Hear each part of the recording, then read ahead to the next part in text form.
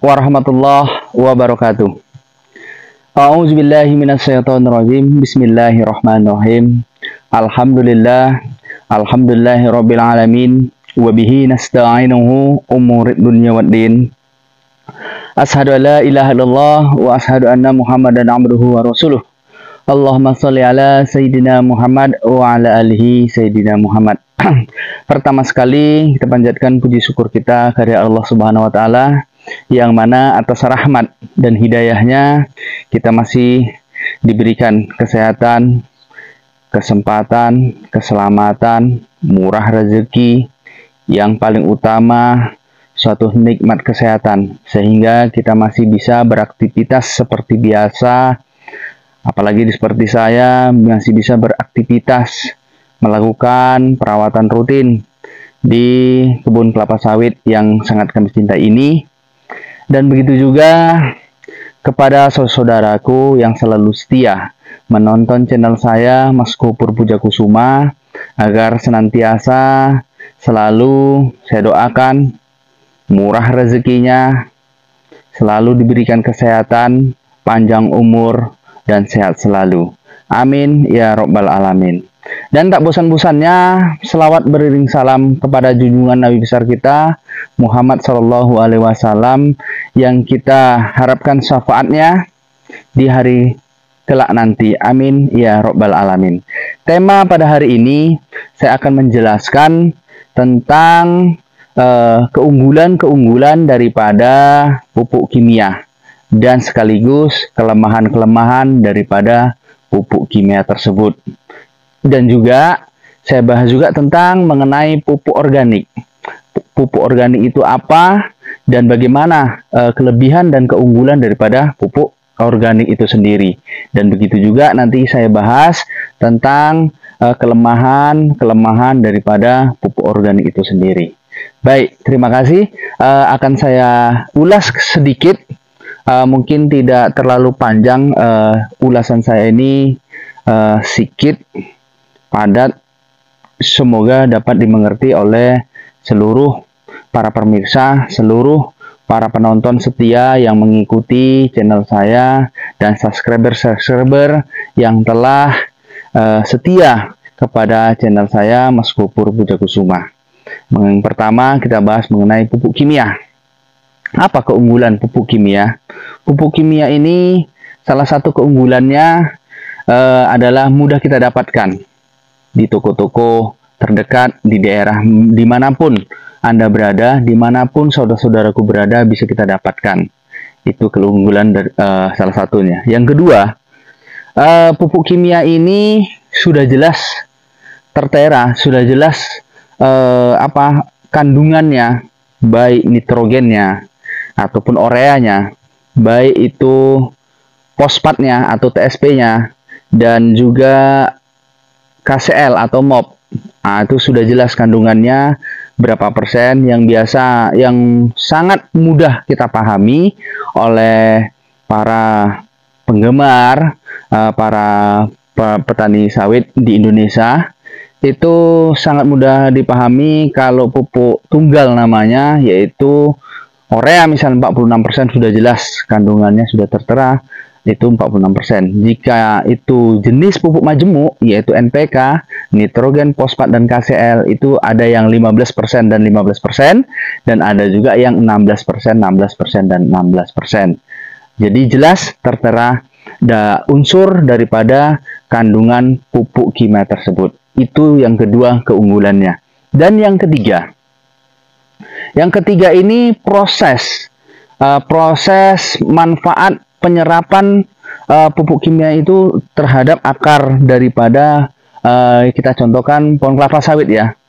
Itu sangat cepat prosesnya. 1 bulan saja sudah meresap ke batang, bahkan 2 bulan sudah kelihatan daripada pupus daun kelapa sawit ya. Itu yang ketiga. Sangat mudah diresap atau penyerapan akar-akar pohon kelapa sawit itu sangat mudah. Yang ketiga. Yang keempat, ini pupuk kimia ini sangat mudah diaplikasikan. ya, sangat mudah diaplikasikan. Ya, salah satunya yang sangat kita gemari, yang sangat kita sering kita lihat para petani dimanapun Anda berada, ya, itu ada secara tabur dan ada secara kocor, dilarutkan di air, dicairkan, dan ada secara digali, ya, di koak atau digali lah di permukaan daripada piringan kelapa sawit. Nah, 4 situ saja. Mungkin kalau sebenarnya masih banyak yang lain, cuman karena waktu nanti terlalu panjang, bahkan sangat mempengaruhi batas-batas kemampuan memahami saudaraku atau teman-temanku.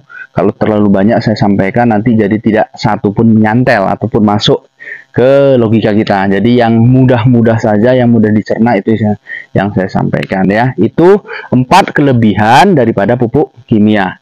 Dan ada juga beberapa kelemahan daripada pupuk kimia. Yang pertama, pupuk kimia ini saat ini, ya, pada saat ini banyak dioplos ataupun asli tapi palsu. Kenapa bisa dikatakan asli tapi palsu? Dalam karungan 50 kilo yang paling atas itu mungkin asli, ya, kadar pupuknya itu berkadar. Setelah di tengah-tengah itu palsu. Itu entah apalah dibuatnya, kita juga tidak tahu. Itu oknum-oknum yang tidak bertanggung jawab untuk memperbanyak daripada pupuk tersebut untuk mengambil keuntungan-keuntungan tersendiri. Itu tujuannya kenapa dikolak ataupun dioplos, ya. Baru nanti yang paling ujung itu yang berkadar. Itu maksudnya. Jadi kelemahan dari sekarang pupuk kimia itu mencari keaslian itu susah gitu. Kalau tidak benar-benar kita lebih teliti, ya. Jadi kepada teman-teman atau saudaraku, hati-hati beli pupuk kimia, harus betul-betul amanah.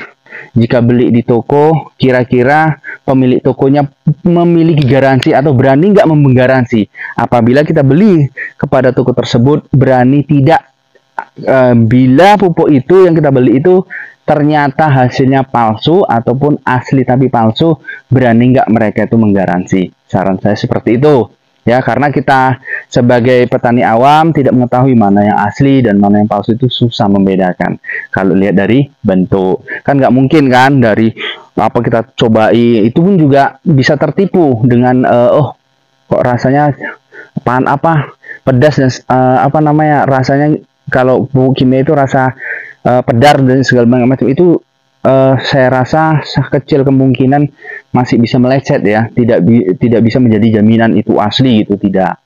Nah, itu yang jelasnya membuktikan kebenarannya asli atau tidak, alangkah baiknya itu kita uji kebenaran itu sesuai dengan hasil lab. Nah, itu baru sip, dia bisa dipertanggungjawabkan. Itu yang pertama daripada kelemahan pupuk kimia. Dan yang kedua, pupuk kimia ini kelemahannya terlalu banyak kita menggunakan daripada aplikasi dosisnya kepada pohon kelapa sawit lah, yang jelas yang mudah kita pahami, itu berdampak merusak kadar tanah. Salah satu contohnya, ya, dia sebenarnya membutuhkan cuma 2 kilo untuk NPK, ya. Sebenarnya dia membutuhkan 2 kilo, tapi kita paksa karena kita merasa pohon sawit kita ini kok kurus, kurang makan, kurang gizi, terakhir kita bantai 5 kilo. Akhirnya, endingnya, tanah tersebut ini akan rusak. Seperti bagaikan makanan kita sebagai manusia itu basi, sia-sia. Bahkan kadar unsur hara tanah pun menjadi rusak akibat keseringan dan kebanyakan atau kelebihan kandungan-kandungan kimia. Nah, itu kekurangan daripada pupuk kimia, ya. Jadi yang ketiga, pupuk kimia ini sangat sangat sensitif, ya. Sangat sensitif. Sensitifnya begini. Pupuk kimia ini tidak bisa kita itu sembarangan memberikan dosis gitu, ya. Dosis yang terlalu banyak. Contoh misalnya kayak borak misalnya, itu terlalu banyak dampaknya sangat berbahaya, ya. Pelpa juga terlalu membuka mau patah-patah itu sangat berbahaya. Itu ya. Yang keempat, pupuk kimia ini yaitu tadi dapat berlebihan ataupun keseringan kita melakukan pupuk kimia terus-menerus ya, tanpa kita perbaiki unsur haranya tadi, itu dapat terjadinya apa namanya, penumpukan logam berat ya. Artinya logam berat itu sangat merusak kadar tanah tadi, yaitulah pH tanahnya itu tidak normal atau tidak netral. Bagaimana caranya? Ya, sebagai kita petani, sebelum kita melakukan pemupukan kimia, harus kita benahi dulu pH tanahnya.